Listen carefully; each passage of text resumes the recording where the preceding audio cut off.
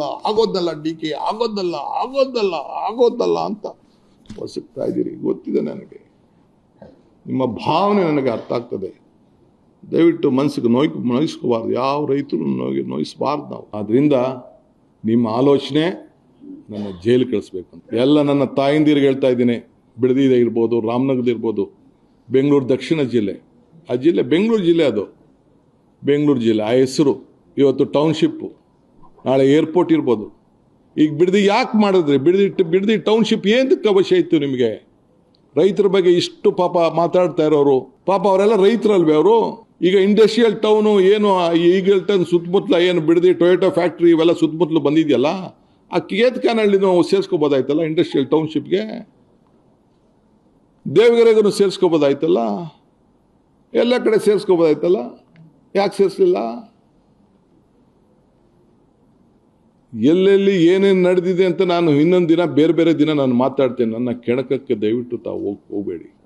ನಿಮ್ಮ ಬದುಕು ನೀವು ಕಟ್ಕೊಳ್ಳಿ, ಒಳ್ಳೇದಾಗಲಿ ನಿಮಗೆ. I wish you all the best. ನಮ್ಮ ಹಿರಿಯರು, ಒಂದು ನಿಮಿಷ, ನಮ್ಮ ಹಿರಿಯರು ನನಗೆ ಹೆಸರು ತಗೋಬೇಡ ಅಂತ ವಿಧಿ ಇಲ್ಲ, ಅವಶ್ಯಕತೆ ವಿಧಿ ಇಲ್ಲ ನನಗೆ. ಇದು ನನ್ನ ಕನಸಿನ ಯೋಜನೆ ಅಲ್ಲ, ನಿಮ್ಮ ಯೋಜನೆ. ನಿಮ್ಮ ಯೋಜನೆಗೆ ಮುನ್ನುಡಿ ನೀವು ಬರೆದಿದ್ದೀರಿ, ಹೆಜ್ಜೆ ಹಾಕಿದ್ದೀರಿ. ಯಾರಿಗೂ ಬಲವಂತ ಮಾಡುವಂಥ ಪ್ರಶ್ನೆ ಇಲ್ಲಿ ಬರುವುದಿಲ್ಲ.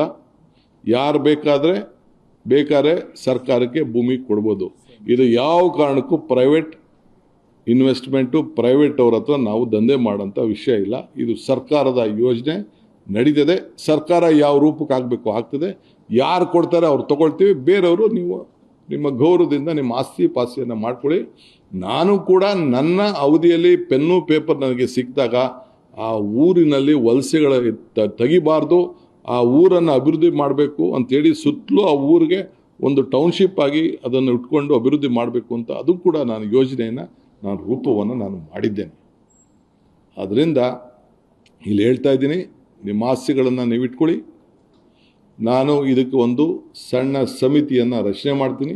ಒಂದು 2-3 ತಿಂಗಳಲ್ಲಿ ಶಾಸಕರು ಮಾಡಬೇಕು, ಇಲ್ಲ ಅಂತಂದರೆ ಅಧಿಕಾರಿಗಳು ಮಾಡಬೇಕು, ಇಲ್ಲಾಂದರೆ ಜಡ್ಜಸ್ ಯಾರು ಮಾಡಬೇಕು, ಇಲ್ಲ ರಿಟೈರ್ಡ್ ಜಡ್ಜ್ ಮಾಡಬೇಕು ಅನ್ನೋದನ್ನು ನಾನು ನನ್ನ ಸಂಪುಟದ ಸಭೆಯಲ್ಲಿ ಮುಂದಕ್ಕೆ ಚರ್ಚೆ ಮಾಡಿಬಿಟ್ಟು ನಾನು ತೀರ್ಮಾನವನ್ನು ಮಾಡ್ತೀನಿ. 1-2 ತಿಂಗಳು ಅವರು ರಿಪೋರ್ಟ್ ಕೊಡಲಿ, ಆಮೇಲೆ ನಾನು I am not in a hurry. ಇದು ನಂದಲ್ಲ, ಇದು ನನಗೆ ಅವಶ್ಯಕತೆ ಇಲ್ಲ. ಇದು ನೀವು ಏನೇನು ಪ್ರಯತ್ನ ಮಾಡ್ತಾ ಇದ್ದೀರಿ, ಏನೇನು ಸಂಚು ನಡೀತಾ ಇದ್ದೀರಿ, ಆಗ್ತಾ ಇಲ್ಲ. ಪಾಪ ನನಗೆ ಸಿಗ್ತಾ ಇಲ್ವಲ್ಲ, ಆಗೋದಲ್ಲ DK, ಆಗೋದಲ್ಲ ಅಂತ ಹೊಸಕ್ತಾ ಇದ್ದೀರಿ. ಗೊತ್ತಿದೆ ನನಗೆ, ನಿಮ್ಮ ಭಾವನೆ ನನಗೆ ಅರ್ಥ ಆಗ್ತದೆ. ದಯವಿಟ್ಟು ಮನಸ್ಸಿಗೆ ನೋಯಿಸ್ಕೋಬಾರ್ದು, ಯಾವ ರೈತರು ನೋಯಿಸಬಾರ್ದು ನಾವು. ಸೊ ರಿಪೋರ್ಟ್ ಬರೋವರೆಗೂ ನಾನು ಕಾಯ್ತೀನಿ. ಮುಂದಕ್ಕೆ ನೋಡೋಣ ಅದೇನು ಹೇಳ್ತಾರೆ, ರೈತರು ಏನು ಹೇಳ್ತಾರೆ. ರೈತರಿಗೆ ಬಿಟ್ಬಿಡ್ತೀನಿ. ಇದು ನನಗೂ ರೈತರಿಗಿರುವಂಥ ಸಂಬಂಧ, ಇದು ನಿಮಗೂ ಇದಕ್ಕೂ ಸಂಬಂಧ ಇಲ್ಲ. ಇದು